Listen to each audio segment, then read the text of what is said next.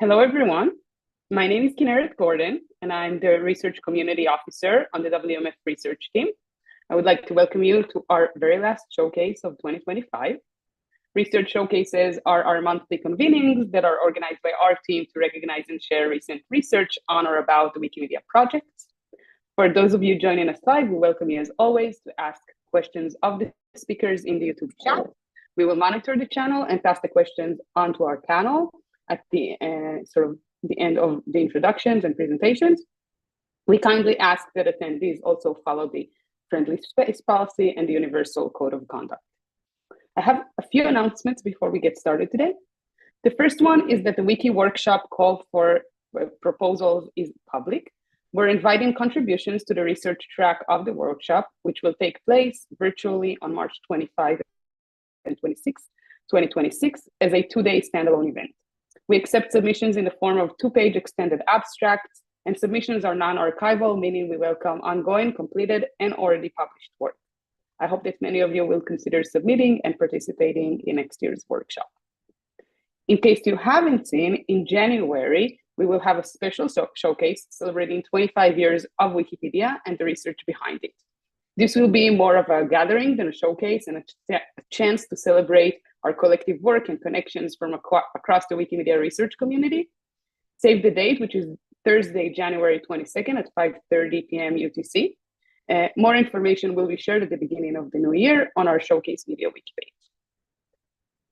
And relatedly, I'm happy to announce that the WMF research team is co-organizing a special research track for Wikimania 2026 in collaboration with members of the research community.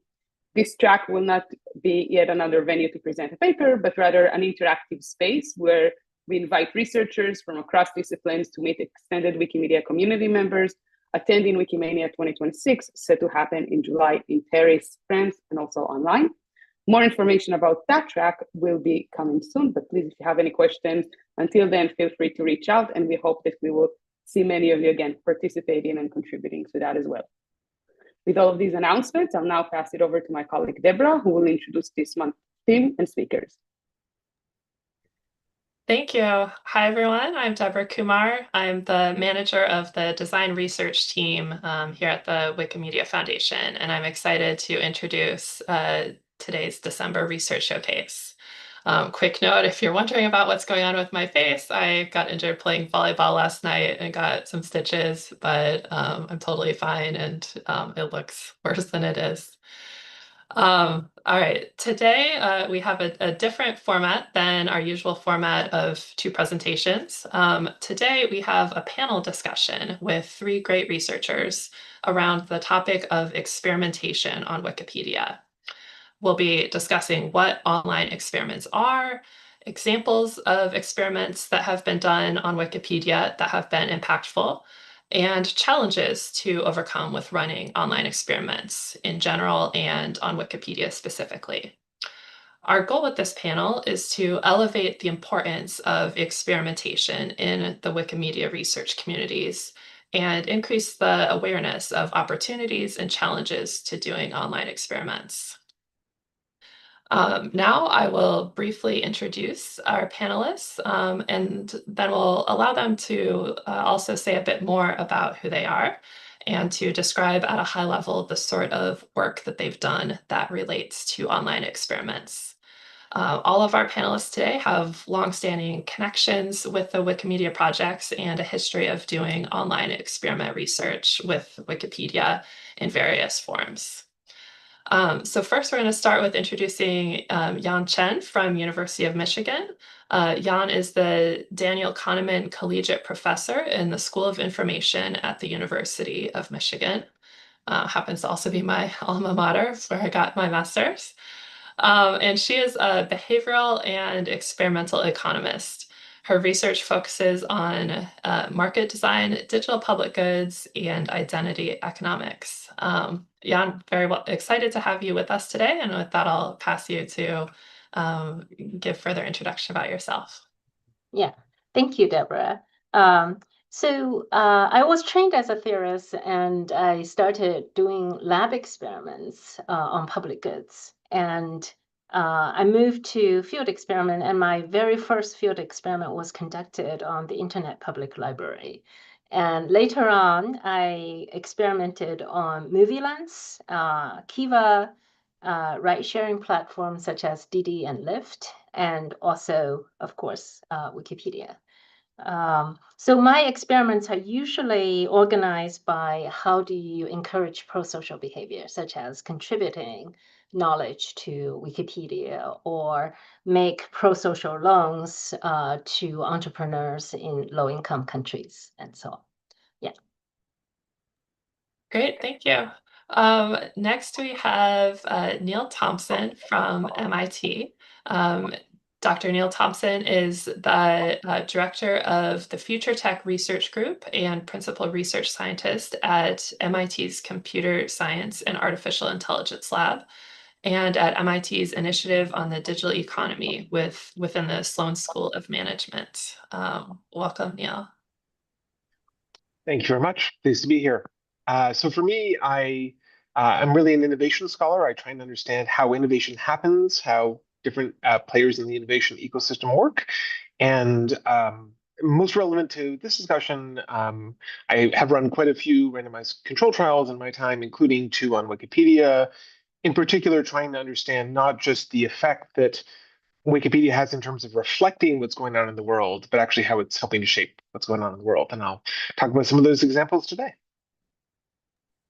Great, thank you. And then next we have Morten Warneke-Wang, who is a staff data scientist in the product analytics team at the Wikimedia Foundation. Morten has a PhD from the Group Lens Research Lab at the University of Minnesota, where his research focused on content quality in peer production communities like Wikipedia and OpenStreetMap. Welcome, Morten, and do you want to describe to us kind of more context about your experience with experiments? Sure thing. Thank you, Deborah. I'm incredibly happy to be here again. It's been a few showcases. I first started experimenting on Wikipedia in 2010. I took over maintenance of SuggestBot from previous folks, for instance, Dan Cosley, who created it. And we ran experiments with that, actually controlled random experiments on English and Norwegian Wikipedia. And we further experimented with it on English Wikipedia, trying to help contributors make more edits and find things that are useful to them. I joined the Wikimedia Foundation as staff in 2018. And for the first 5 years of my time at the foundation, supported the growth team in all the online experiments that they ran with the newcomer homepage, which was featured in the May 2024 Research Showcase, if you're interested in learning more about that work and a research paper that we published about it. And then currently I've moved over from that work to support the product safety and integrity group at the foundation. Great, thank you. So I will be moderating a discussion for about 30 minutes with the panel, and then we'll have about 25 minutes for audience Q&A. So please enter your comments and questions into the chat throughout, and we'll be monitoring the channel, and we'll relay questions during the Q&A. So with that, let's get into our first question. So Jan, could you please kick us off by defining for us what online experiments are and what they can uniquely answer that other research methods cannot, in case we have anyone watching today to just help us level set on that definition to start. Okay, thank you, Deborah. So an online experiment is a research design where people are randomly assigned to different experimental conditions, and these are usually called treatment arms or versus control arms. And the outcomes are measured through a digital interface. It could be a website, an app, a platform, or some other devices. And so what it can uniquely answer compared to, let's say, the public API data from a website is the control, is the sense of control. So researchers interested in the effect of a specific factor can generate statistically equivalent samples where one experience a control condition and the other one experience a treatment condition. It could be the treatment condition could be, SuggestBot suggested an article for the reader to edit, and then we can look at the difference between, the outcome that we're interested in is how much people contribute, and that gives us a very accurate measure without selection bias. Thank you. Yeah, could you talk about like the causal inference aspect of experiments and kind of that power in being able to know causality and not just correlation as well, to speak to that? Yeah, so the field of causal inference and econometrics really grew up in the wild world of naturally occurring data, where people drop out, they self-select into editing, and then there are techniques where you can use exogenous variations, such as, maybe the Chinese government blocked the Chinese Wikipedia, and that was unexpected. And then it's almost like a natural experiment. Then you can look at what is the effect on editing behavior for people who used to contribute to Chinese Wikipedia but are living overseas who are not blocked.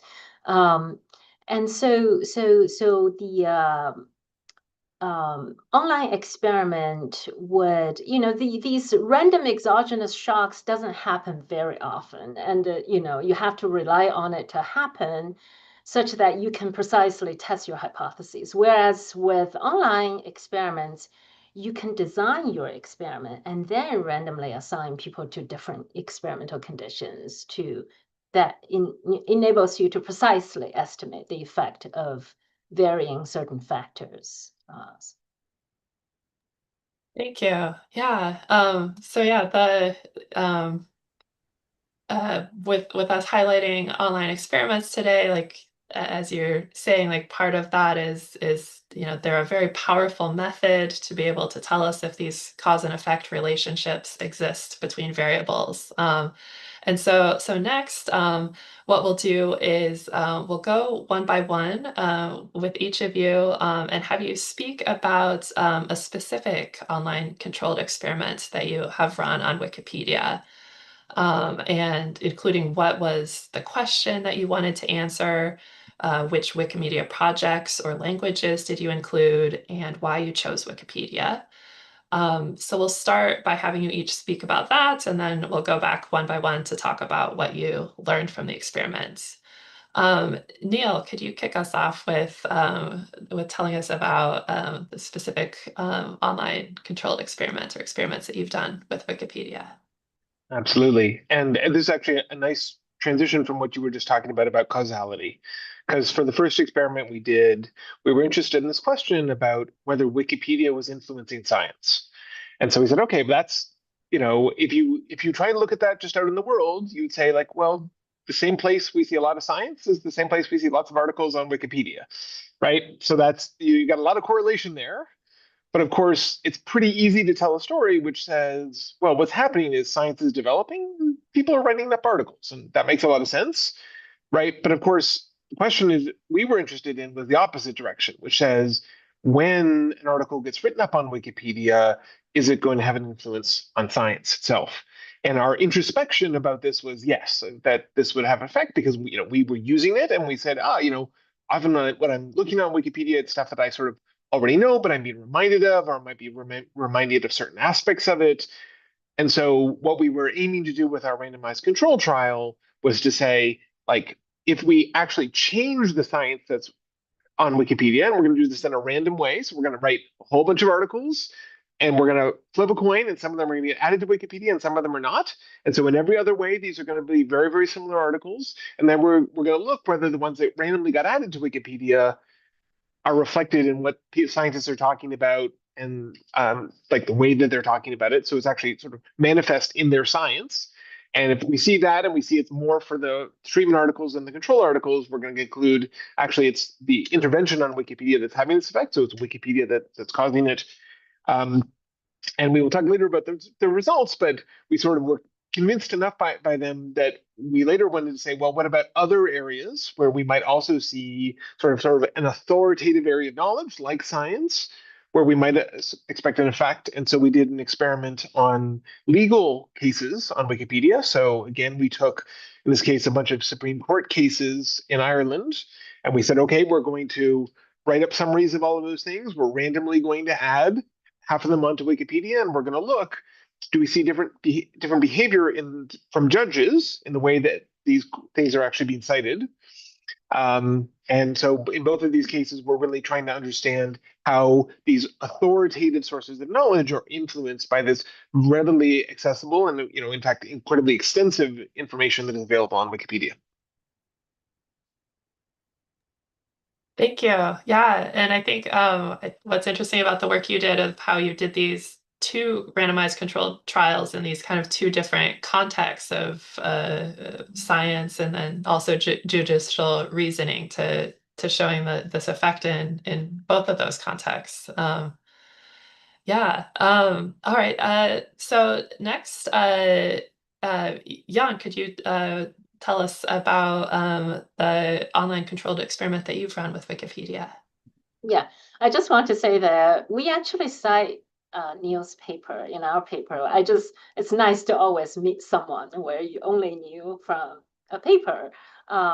So the first one, the science article one. So I'm going to talk a little bit about our experiment, which is called Motivating Experts to Contribute to Digital Public Goods, a personalized field experiment on Wikipedia. And it's joint work with Roster Farzan, Bob Kraut, Iman Yakazari, and Ark Fanjojan. So this paper was published in Management Science last year, and we were interested in how you motivate domain experts to contribute their knowledge to the public. So we use Wikipedia as an example because we often heard from colleagues that, oh, I read this Wikipedia article and it has this error and that error, and then what did you do about it? They let someone else fix it. They didn't fix it. And so we contacted 4,000 economists who has research papers in RePEG, which is an online repository for econ papers. And we just asked them to contribute to Wikipedia. But the way we asked them, the first email that we sent, is personalized and also designed to test different theories. So I'm going to show this one slide, which shows our experiment design. So you can see my slide, right? So this is a 2x3 factorial design. We want to look at what is the impact of social impact of asking people. So we give, the baseline expert, people who are in the control condition, the average number of views, which is 426 per month for a Wikipedia article. And then for a random half of the experts, we told them that this is the average view, but we will only recommend articles which has been cited at least 1,000 times. And so that's the high view condition. So this variation gives us, some indication of whether the impact of the article matters at all in their decision to contribute. And then on the other dimension, we either do not mention any citations, or we say we'll recommend articles which are likely to cite your research or which are in your research area. And we also extracted the research area of the domain experts. And the last factor is adding public acknowledgement, which says that if you contribute, we will recognize you in this Wiki Project economics page, which actually Wikipedia helped us set up. So let me stop this. So we contacted about 4,000 experts, 200 said, actually opened their email. So this is the actual treated group. So there are about 600 some people in each experimental condition. Let me stop sharing. And so that's the experiment design. And we were interested in, what motivates domain experts to contribute. What is the extent that they are motivated by social impact versus, good matching quality or public recognition? So that's the design. Should I leave the results later, talk about the results later, or now? We can come back to the results later. Yeah, Okay. that's All right. the next part. Yeah, thank Okay, you so for that's it. That's the yeah. design. Yeah. Yeah, thank you for that context about your experiment. And then Morton, could you tell us about a specific online experiment that you've run on Wikipedia? Sure can. And yeah, today I wanna talk about the growth team's add a link feature on the experiment that we ran with that. A quick context about add a link is that on the newcomer homepage, which is available to new accounts on Wikipedia, there is a suggested set of edits. So basically a recommender system that asks you to edit Wikipedia.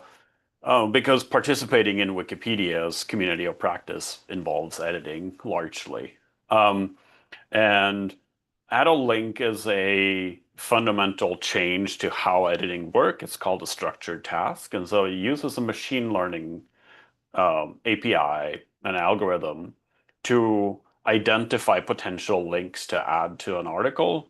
And then so it shows you that as a yes, no, or unsure kind of decision making. And so when you click through on the task, you are asked, should we add a specific link? So kind of like from a baking article, you might be asked to add a link to oven or something like that if it's not already present in the article.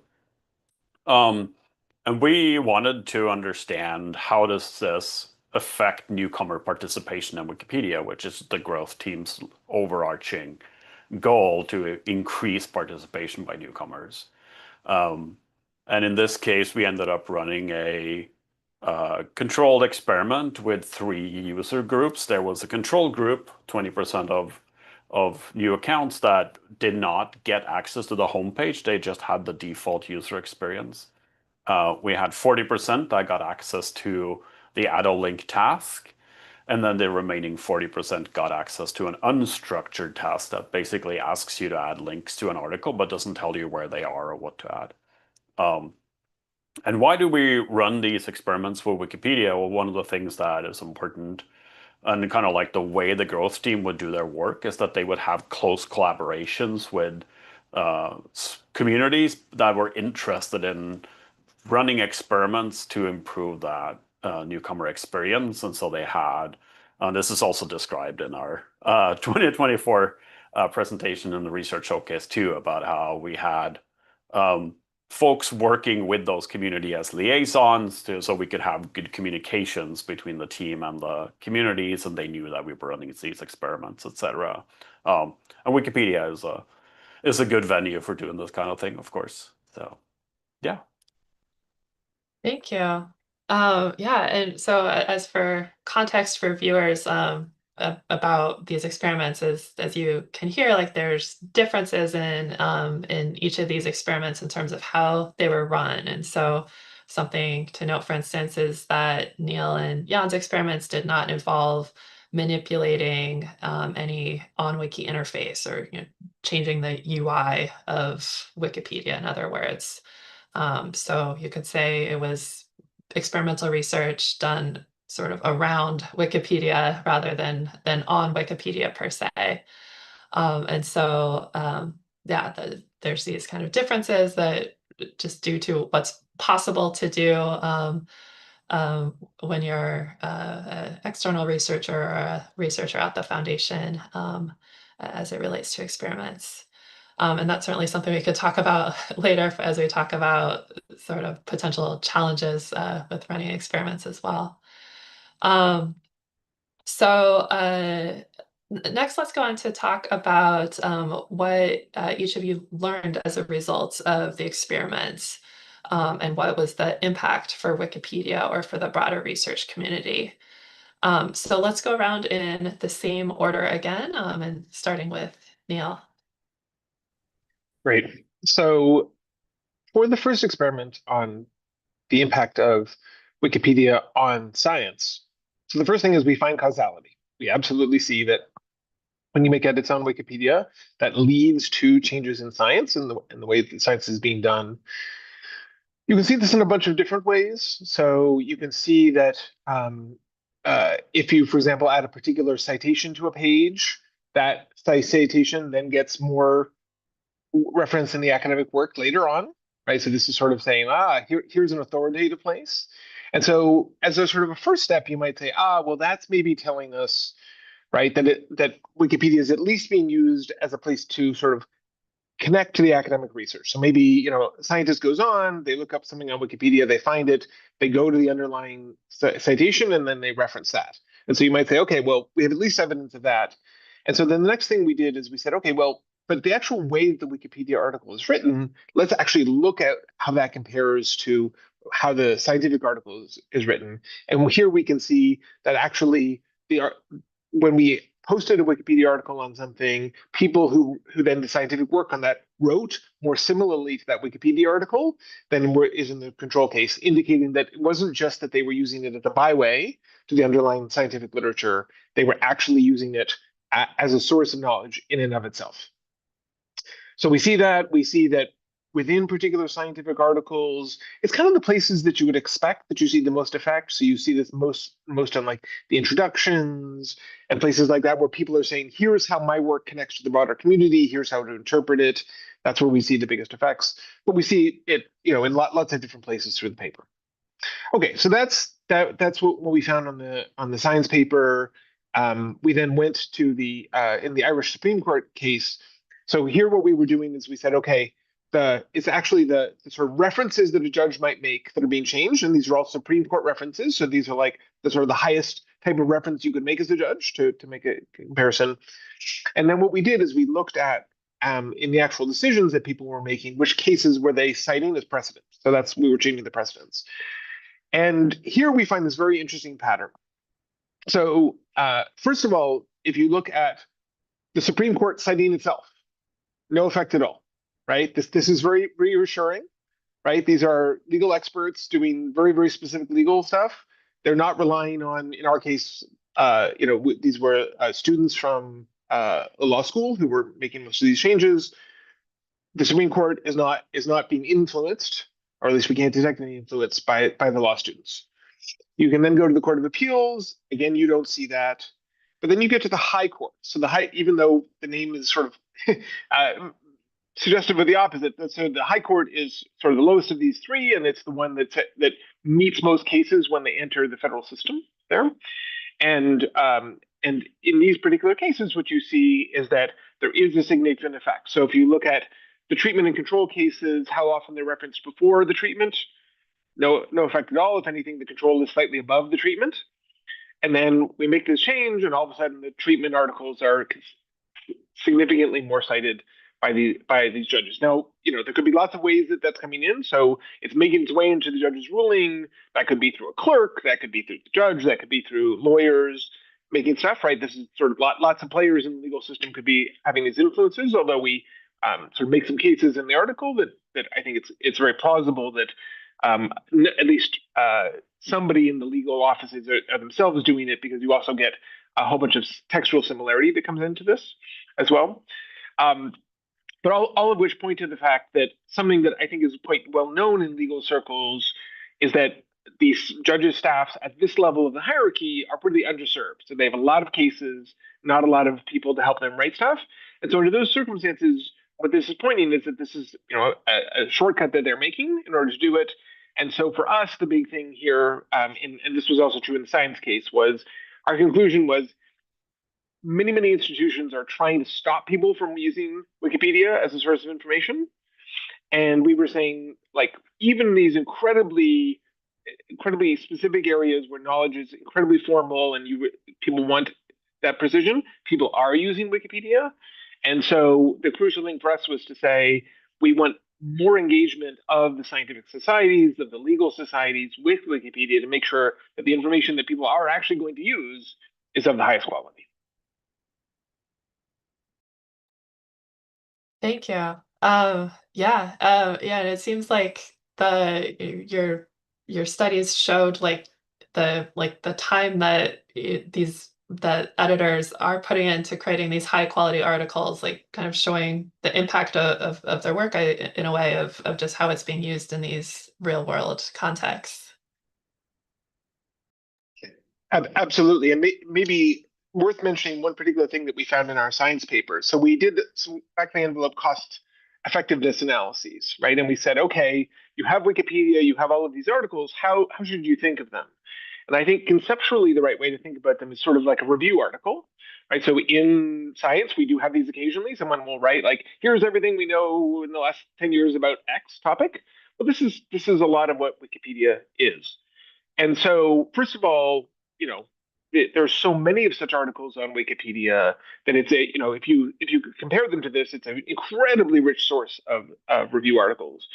And it's also just an incredibly effective way to disseminate science. And so we sort of did a back of the envelope calculation that's saying, if you think about how, you know, you give an academic some money, they go to a conference, they maybe get a few more citations, and the word gets out about that. How can you compare it to like actually getting the word out on Wikipedia and having good information there? And we see that Wikipedia is vastly more cost efficient, exactly as you might expect, because it has such reach. And so if you can provide good quality information there, it has a lot of impact on the world.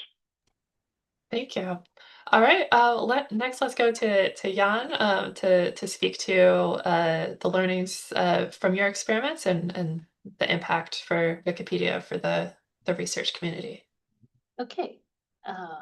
Thank you. So what did we find? In the first stage, we look at the treatment effect on response. And here are the 6 experimental conditions. This is the baseline. Well, we don't mention citation benefits. We only give them the average view. And in most presentations of experiments, they will just say, here's the baseline, now look at the treatment effect. But I'm going to talk about the baseline a little bit, which is just by being contacted, 45% of the experts, the domain experts, said, yes, I'm interested. And if you look at a prior study, which was not published, so Bob and Rasta contacted 9,000 psychologists through the American Psychological Association, asking them to edit Wikipedia articles, but that one was not personalized. 2% said yes. So this is actually a huge positive response. And beyond that, if you look at the difference between no citation benefit and high view versus citation benefit and high view, a citation benefit is essentially, we'll send Wikipedia articles to you that might cite your work, which means that it's a good match to your expertise. There's a further boost, and this is a statistically significant effect. It's about a 13% increase compared to the baseline. So that's the first part, which is you need to ask. You need to ask people, and you need to personalize. That's the first result. The second result is once they started, we sent the recommendations and we asked them, you know, here are the 5 articles based on your 5 most recent working papers on RePEc. 500 people contributed, and each of them contributed comments on 2 articles. And then we look at, you know, what predicts contribution length and quality. So we use raters to rate the quality. And it turns out that the cosine similarity score between the Wikipedia article vocabulary and the experts abstract, their paper abstract, is the best predictor, the best feature that predicts both the length and quality of contributions, which means that if it's a close match, they will contribute more and of high quality. This is intuitive, but you know, this is actually what SuggestBot, which Morten is working on, that was the whole idea. But they started with people who already had a history of Wikipedia edits, and we're approaching completely new people. So you would have a cold start problem. But we solved this problem by looking at their research papers. And the other aspect about the benefits on Wikipedia, so altogether, the experts contributed 1,097 comments, which we used our own bot, which is called the Expert Ideas bot, to post them on the Wikipedia talk page. A year later, we'll look at how many of them were incorporated into the article itself. About 10% were incorporated, and then we look at which 10%. It turns out that if the quality of the comment is one Likert, on the Likert scale 1 to 7, is 1 point higher, the likelihood of incorporation goes up by 10%, 10 percentage points. So that means that higher quality comments are more likely to be incorporated in the article itself. So those are the main findings of this study. Thank you. Yeah, and I think to summarize it, as you said, like your results really shed light on how to best motivate contributions. And I know teams, product teams here at the foundation, informed their thinking as they think about ways to support this as well. So thank you. Yeah. All right, so next, Martin, could you tell us about the findings and impact of the Add a Link experiment work that you did? Sure can. Yeah, I'm gonna share my screen too and just share this. Hopefully you can all see the graph from the Add a Link experiment. And the report is also on MediaWiki for those who want to go read more about it. But basically, our metrics are around participation, and so we're looking at activation, which is, does someone edit within 24 hours of registration? Retention, do they come back and edit again over the next couple of weeks?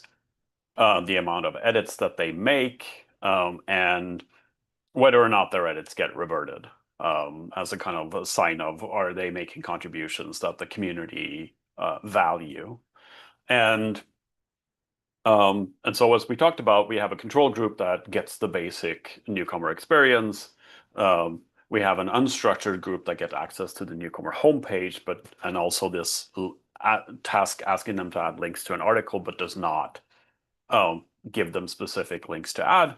And then they add a link feature, which is a structured task that asks you should or should you not add a specific link to the article. And this graph is very similar to a lot of the other graphs on the... Martin, just a quick jump in. I'm wondering if we're sharing the right screen because I'm not seeing a graph on here. Oh no, that's too bad. Let me...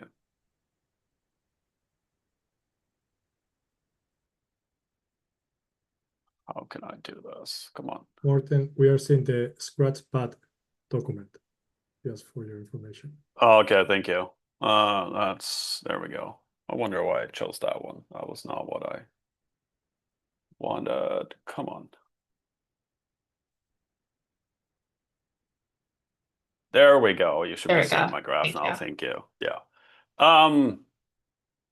So yeah. So this graph shows the three groups that were in our experiment. In this case, we're looking at the probability of someone coming in and making an edit within 24 hours of registration. And this graph is very exemplary of the results of this experiment in that we see a small but significant increase in the unstructured group. This is also described in the newcomer homepage paper. We talk more about that there. And then we see a much larger and significant increase in participation for users who get this structured task. And then the results for retention and productivity are similar. And then we also find that the probability that, or the proportion of edits that they make that are reverted also goes down. And so kind of from the perspective of someone coming, wanting to increase participation of newcomers in Wikipedia, this is a very positive result. One of the caveats that we do describe in the report, and we also have talked about, is that the revert rate is kind of artificially decreased in that the quality of the edits that are made based on add a link, they're generally okay. Sometimes they are not super good, but they're not bad enough to warrant being reverted. And secondly, when we initially launched the feature, it was easy for someone to make a lot of edits very quickly. And then you start pushing up against the resources in the community in patrolling, basically reviewing these edits. And so the kind of like two higher level key learnings is that, and we kind of allude to this in the discussion of the newcomer homepage paper, is that to actually substantially increase participation, you might have to fundamentally change what participation means in your community in some way. That you can't just serve up, here's the wiki text editor, go figure it out if you want more people to come participate. And then secondly, the resources available in the community to review or work and kind of like do that additional labor might be lower than you expect, or kind of like more brittle, and you'll easily push up against those. Thank you. Yeah, I think to summarize, it seems like there's a lot of learnings from that experiment, and that it gave the team like confidence to launch this feature of kind of showing that it does have a positive effect, and that it does make it easier to make edits. So it kind of helps editors with their work. As yeah, though there are, as you said, like other factors to consider around the effects of that as well. So yeah, thank you all for explaining those experiments in detail. So we've talked about how you've each created significant value by designing and conducting online experiments for Wikipedia. I assume you have each also had your share of challenges doing experiments in online platforms. So I'm wondering if you could speak to, and whoever would like to speak to this first, about what are some of the challenges that you faced in running online experiments and how you have navigated them.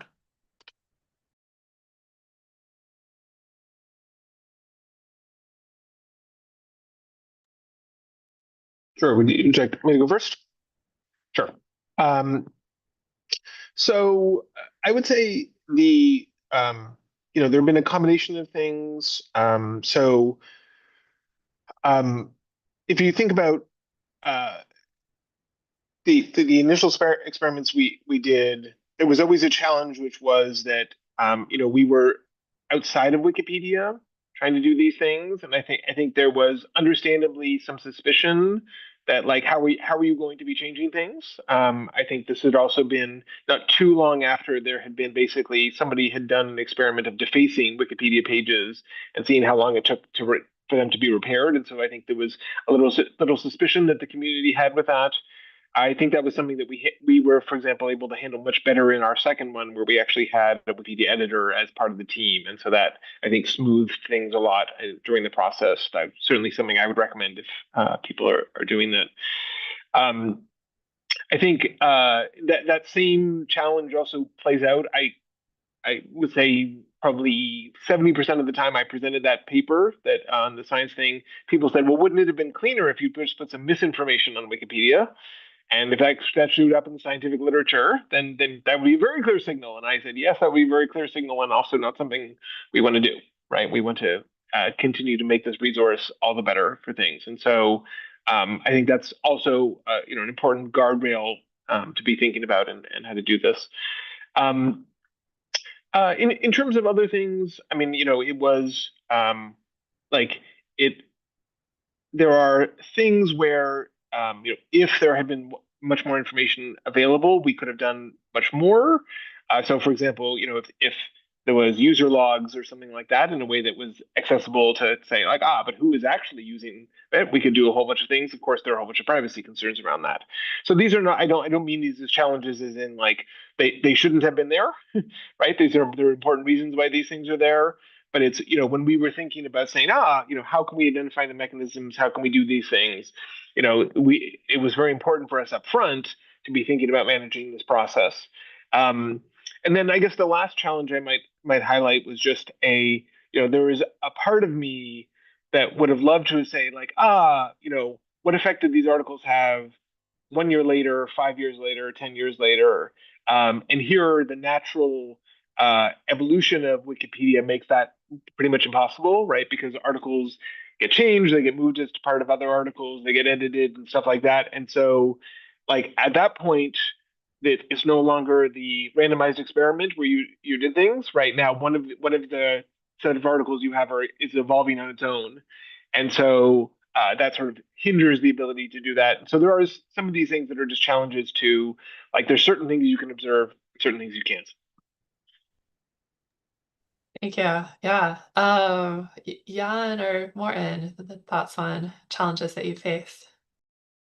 Yeah, I'm just going to say that is in a way it's very similar to what Neil reflected, which is being an outsider. Sometimes it's difficult to navigate the space and figuring out what's the least disruptive way of doing things.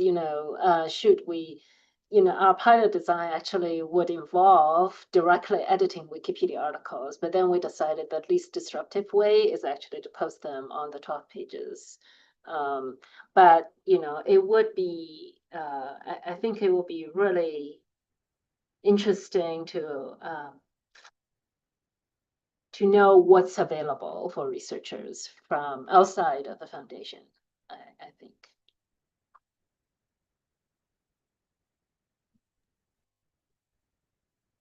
Yeah, I think Neil and Jan has already kind of covered this really well, that it's very different being on the outside and then trying to figure out what kind of experiments can or can you not run. Like, what do you have available and what kind of data can you also get around it? And when I was running, and also working with other folks in Groupland students, they were running experiments too. There's kind of a natural limitation on what you're able to do, and it can be really challenging trying to figure out how to work around that. For the AdaLink experiment, I think, it's like one of the challenges is that you're trying to build a fundamental change to how editing Wikipedia works. And, in the growth team's case, you have a dedicated team to work on that. So it makes it possible, but it's kind of then impossible for other ones to do it. And, it kind of like in theory, it might be possible, but the amount of kind of like work you would have to do in order to get permission to do something like this and actually implement it is not, it's restrictive in that sense. I also was thinking about like the fact that one of the challenges that the growth team has kind of like been able to overcome is how do you work with multiple languages that aren't English? I am very much in support of studying other languages than English Wikipedia, because in some senses, English Wikipedia isn't like other Wikipedias, and so it's kind of like, what can we learn from these other languages and then hopefully bring back to the English Wikipedia. And so in a lot of the experiments and I think all of them that the growth team has run, English Wikipedia has never been an original wiki that we experiment with. And so there's that as well. But there's definitely always that challenge of working with the community, and that kind of, it slows you down, and being aware of that ahead of time, and kind of like prepping for that as part of your project plan can be challenging too. Yeah, thank you, Ish. Yeah, you've in your answers to this question, you've touched on what I was going to ask as the next question, and about kind of the community considerations aspect. So, as you know, on English Wikipedia, there's a policy about what Wikipedia is not, that includes stating that Wikipedia is not a laboratory. And this means a couple of things. One, that research projects that are disruptive to the community or which negatively affect articles, even temporarily, are not allowed. So like Neil, with your example of like putting misinformation as part of the study would, that definitely falls within that, as you spoke to. And secondly, that for projects that involve potentially controversial elements like directly changing article content or contacting a very large number of editors, that they should start with having open discussion at the village pump about the project. And third, the policy notes that some editors wish not to be subjects in experiments and to be able to opt out. And so the question I'd had was about how you've navigated these community considerations as you did your online experiment research. I think you have each kind of answered this to some extent already. I'm wondering if there's any other thoughts that you have on this. Morton, I know like with your work on SuggestSpot, like SuggestSpot is something that mentions that it's running an experiment and that you can opt out if you want to. I don't know if there's more that you want to speak to with that, or with kind of other ways that you've navigated these community considerations. Sure thing. So for SuggestBot in particular, like part of it was having that conversation with the communities prior to running experiments with it. And so we ran in the summer of 2010 a controlled experiment on Norwegian and English Wikipedia with newcomers, and we asked the community on beforehand that like, can we do this? For the English community, we only sent out a limited number of recommendation each day, so it wasn't like we were targeting the entire newcomer community. We were selecting a few and then withholding a rest as control group. And I think also the same on Norwegian Wikipedia. And of course, while that limits your statistical power, it's a way to be able to run experiments that doesn't burden the community in the same way. And then it is that, part of the informed consent, and that we in the messages that were posted, we say that we are running an experiment. We have approval from the IRB, which is a separate conversation in itself about whether that means and what that means, etc., and so on. And that there is the possibility of opting out and how you go through the process of opting out. On the flip side, when you're running experiments in a team in the foundation, you're doing things differently. You're no longer in a university setting in the US.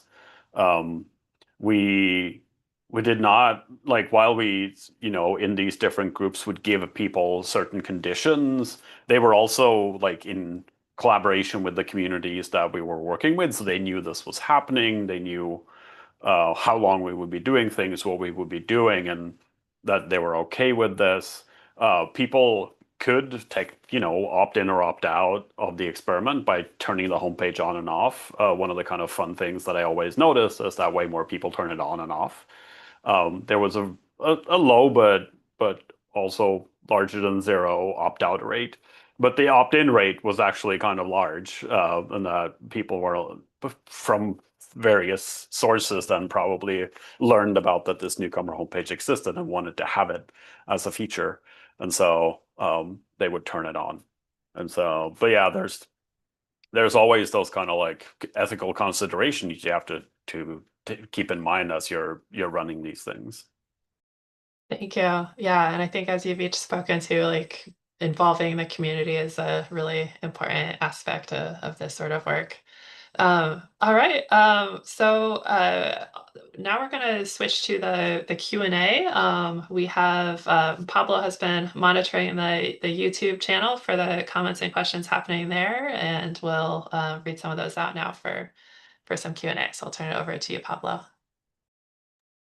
Sure. Thank you, Deborah. And thank you for all the speakers for all the contributions. They have sparked like very nice reactions in the chat. I really invite you to go to the chat after the session because there are many positive comments. I would like to highlight, for instance, our colleague, Julie Vanderhoop from Data Platform. She mentioned that after seeing like Neil's work, like contributing research to Wikipedia can be a really cost-effective way to increase awareness of research.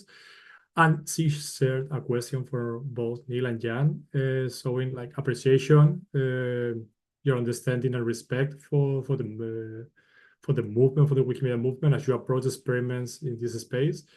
And you raise great points, and she's very interested, what could the Wikimedia Foundation make easier for researchers like you?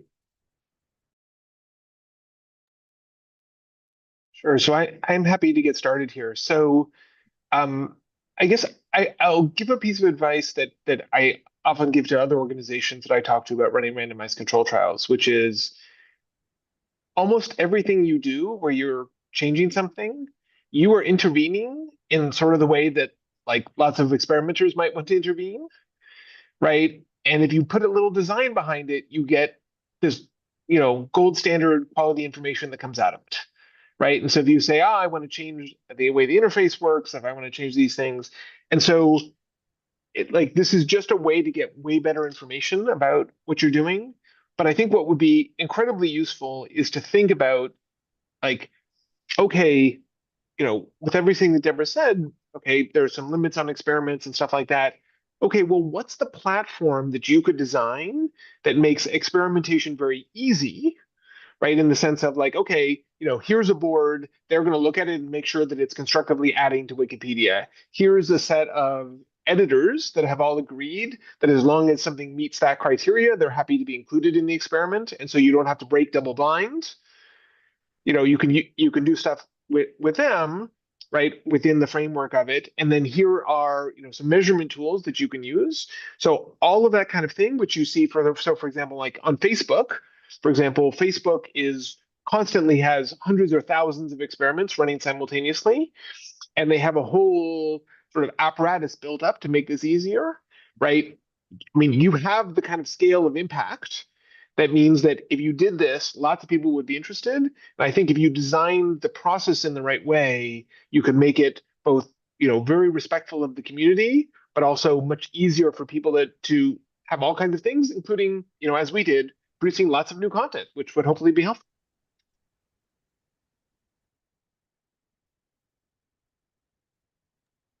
Jan, I don't know if you want to contribute. Yeah, please. so I'm, my sort of old-fashioned method for, getting my research idea, before it takes off is actually to show up in person. So before running this experiment, I actually went to the foundation and give a talk on actually the Kiva experiment.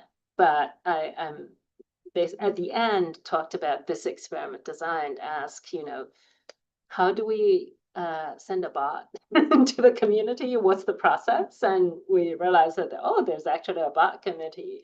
And so it's in a way it's a costly process, but it's wonderful to be able to actually tap into the domain expertise of the foundation staff, and I'm hoping that to be able to continue to do that. I think for our new designs, to get inputs and also to get some advice from the staff on what's actually needed by the foundation and what's not. Excellent. Thank you, Jan. There is also another question by a researcher from the Wikimedia movement, Christian Consoni. He has a question for Neil. Does the fact that an article is open access or not has an impact? And if so, how much? So that's a good question. We actually did not look at it. I don't know the answer to your question. Is this a question about open access in general? Of when Pablo, you're muted. Yes. Yeah. So I think this piece of information I'm about to say is not randomized, because it doesn't come from an experiment, but at various journals, they will give you an option. In most journals, that's not open access itself. They give you an option to pay to have the article open access. So for instance, for our management science paper about, Wikipedia,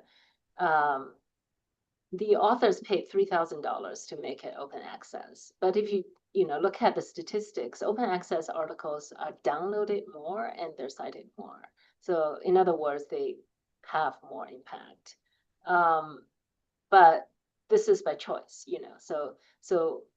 which is unfortunate. Basically, researchers from better endowed institutions are more likely to have their articles open access, where researchers from poorly endowed institutions are not able to, because of the financial constraints. But I'm not aware of any randomized control trial which says that open access will have more impact. I suspect the answer is true. Yeah, I do remember some work a few years ago by Puyo Yang with Matt Soya, Pop West, and Giovanni Colavizza, particularly focused on the role of open access articles in Wikipedia, and so we like how this open access to knowledge then favors like having more visibility within the also open access knowledge that is present in Wikipedia. Okay, for the moment, these are the questions we have from YouTube. I know there are people in the room that might have questions to share with the speakers, so please unmute and share them. Leila, for instance. Thank you so much. Thank you so much, Neil, Jan, and Morten, for accepting the invitation, and Deborah for moderating this panel. It's really good to see you again, and also just to hear from your expertise. It is my wish, as we are going to start celebrating the next 25 years, or hopefully many more years of Wikipedia, for us to see many more experiments, and particularly controlled experiments, of course, respecting the ethics of experiments that we want to see on Wikipedia. You already started sharing about some of the things that the foundation can do to help that. And I wanted to kind of ask you all to reflect on this question, maybe even one more time, maybe from a different angle. And Neil, one of the challenges that we have for the experimentation platform is that it's going to be hugely costly for setting it up in ways that we can run as many experiments as platforms, such as Facebook, for example, run, and perhaps more importantly, so making it available to researchers from across the globe, right? Which is it's not just about the foundation staff running experiments, but also actually making that available to the researchers. So I want to invite you all, whoever wants to reflect, if there are things that we should be doing as a foundation, but also more importantly, as a community of researchers around Wikipedia, that can unlock and bring more controlled experiments that can help us understand the project better. If you have thoughts on that or additions to what you have already shared, I want to invite you to help us learn from your perspective. Sure. So I'm happy to say a few things. So something that I was sort of advocating at the time that these articles came out, and I've sort of my research has moved to different things, so I'm not sort of spending much time on it at this point, but I think would be very valuable is for basically every major professional society, right? There's a whole bunch of content that you can imagine them putting them on, right? So it could be psychologists or philosophers or doctors or whomever, right? There's a lot of content that they could add. And so I think a very natural place to start would be not to say everybody has access to this, but to say you have some sort of strategic level partnerships with people who you think could produce a lot of content, and where there's a very natural way to say okay, we're going to generate 200 new articles, or we're going to generate 1,000 new edits. How do we think about those things? And so I think that would be one way to do it. I think the other way is I guess I hear you, and I suspect you've looked into this more than I have. So what that you're saying is very expensive. I guess I'm surprised to hear that it would be very expensive, because I think a bunch of these things could be done relatively inexpensively to make it more possible. But I think in so much as cost is the barrier, I think you could also have a committee or a small group that says like, okay, every quarter we take all of these things and we say like, okay, we think we can do the first 7 of them, and then you do, and so that you could sort of limit, but in a way that makes sure that you're getting the experiments that are going to have the most impact either on the community or the wider world. Yeah, so I would like to second Neil's proposal, but I'm also learning from the physics community. So I'm married to a particle physicist, and the scarce resources there, for instance, is the accelerators. So, for instance, many physicists would want to run experiments at Fermilab, but they only have limited beam time. So how do they resolve this? You send in proposals, and also in the proposal you can talk about what resources we can bring to the lab. How many postdocs and graduate students we can bring when we have beam time, and this is the science behind it. So they get all these ideas, and then they rank them. They decide who gets beam time when. So I guess the analogy would be, that the foundation staff in the research department researchers can submit proposals, and you can select which are the ideas which would be really worthwhile to try out. And I think what expertise, what partnership makes sense in that context.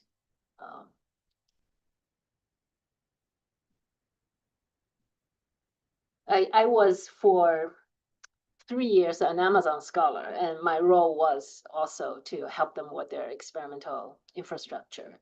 And there are things that you see, like experiments that's run on the website, consumer facing, versus experiments, new institutions that they are thinking of implementing, and that's very risky. But in that case, there are proposals, new ideas, and then there's a core group of people who decide, what kind of experiments make sense.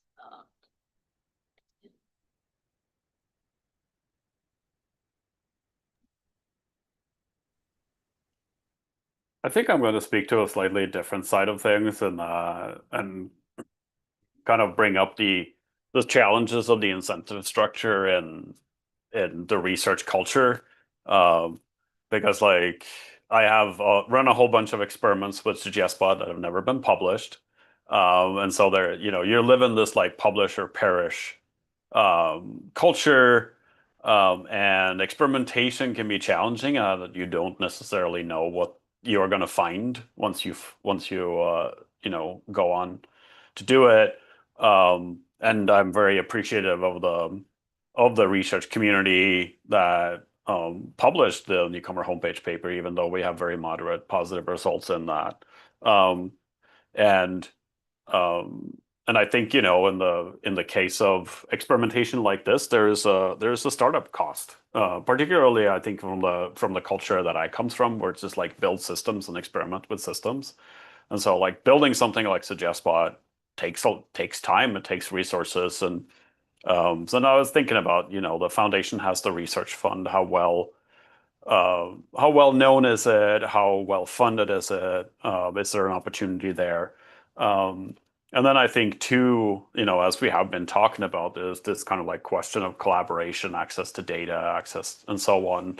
Like, what opportunities do we have there, and how can that come into play? And then lastly, I think kind of like the key thing that I remember I wrote down as well is that from one thing that the researchers, when they're working on doing an experiment, needs to think about is like, how are you improving the encyclopedia by doing this? Because that is probably what the community is going to ask you. You want to run this experiment, and I advocate for talking to the community before you run the experiment, so that they actually know what's happening as much as that is possible. And that is kind of the key argument you want to make, that and talk about and actually have an opinion about before you set out to do something, is here is how we are going to improve the encyclopedia by running this experiment. So if I can, just one very particular thing from the outside, talking to the community is a nebulous thing. And so, like, even just a starting place that says, if you're say like, I want to be a good citizen, I want to engage with the community, who's the person I call who says like, these are the three sets of people you need to talk to? Like, even that would be a valuable thing. Yes, yeah.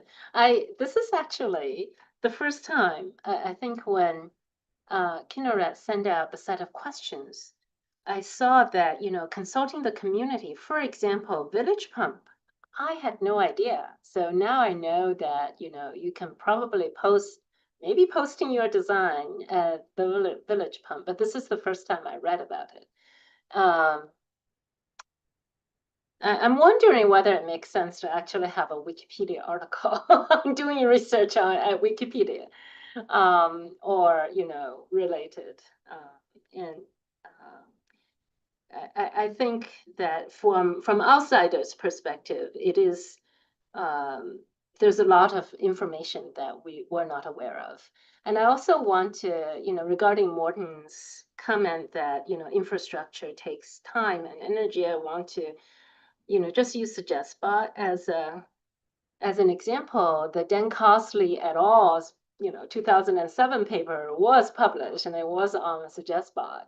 And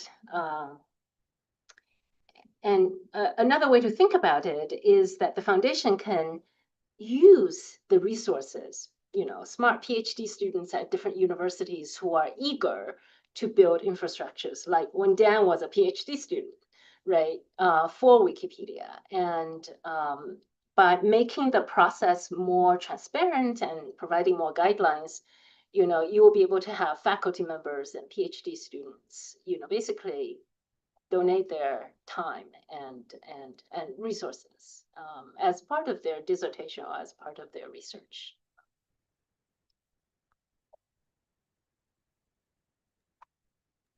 Thank you. I just want to quickly jump in to say about what you spoke to about guidance on speaking with the community. I put this in the YouTube chat, but just a plug for the Privacy and Research on Wikipedia white paper. The second version of that was recently published and is publicly available. And so that's something we offer as some guidance on this. But yeah, certainly folks at that foundation can help give further guidance via office hours and so on when needed. Yeah, thank you very much. Yeah, thank you. All right. I'm going to wrap up with one final question for our last couple of minutes. So the question is, so in less than a month, as you know, Wikipedia will turn 25. And we all believe in a multi-generational Wikipedia, a project that is going to be here 100 years from now.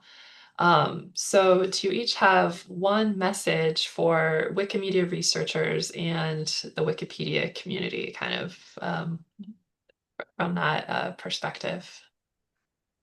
Whoever would like to start. So I can start. And I think in the age of generative AI, I don't know what the foundation's view is in terms of, AI getting involved in writing articles. I think it's really important to continue for Wikipedia to continue to be a space where human perspectives and voices are heard. And so encouraging human contributions continue to do that would be incredibly important. Yeah. So I think the thing I would say is just the incredible impact that the community is having, right? I think maybe this has happened and I just don't know of it, but I think if you actually did an economic calculation and you looked at the utility that you're giving to people all over the world for being able to use it, the effect that you're having on science, the effect that you're having on all of these other places, right? These are very, very big effects. I think they're likely to only be magnified as Wikipedia is training for these AI bots that then sort of magnify that effect in other places. I don't know if people have measured that. I bet you could. But all of those things together, to me, suggest that this community is having very outsized impact. And I think it's just keep focused on that and figure out like what are the ways where if there are holes, if there are things that, other languages are not as well represented and stuff like that, how do we make sure that that is as rich a resource as can be for everyone?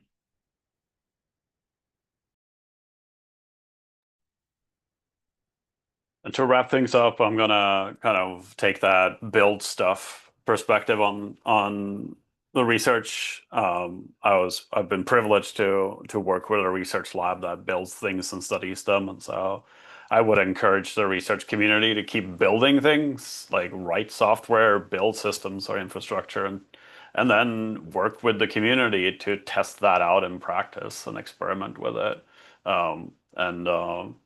Yeah, keep doing that work. Thank you each. And with that, I'll turn it over to Kinneret to close us out. Thank you, Deborah. Thank you all. Before we leave, I'd really like to thank everyone for attending, listening, participating in the chat in today's panel. Obviously, a special thanks to our panelists, Morten, Jan, and Neil. We really appreciated the discussion and the sort of insights you brought to this. I think this was great. The Wikimedia Research Showcase was also made possible thanks to a coordination team with my colleagues, Deborah and Pablo, who also moderated the discussion and Q&A today, so extra thanks for that. As mentioned earlier, the next showcase is in January 2026, and we will be celebrating and having fun together in honor of Wikipedia's 25th birthday. So I'm looking forward to seeing you all there and wishing you all happy holidays and a very happy new year in the meantime. Thanks, everyone. Thank you.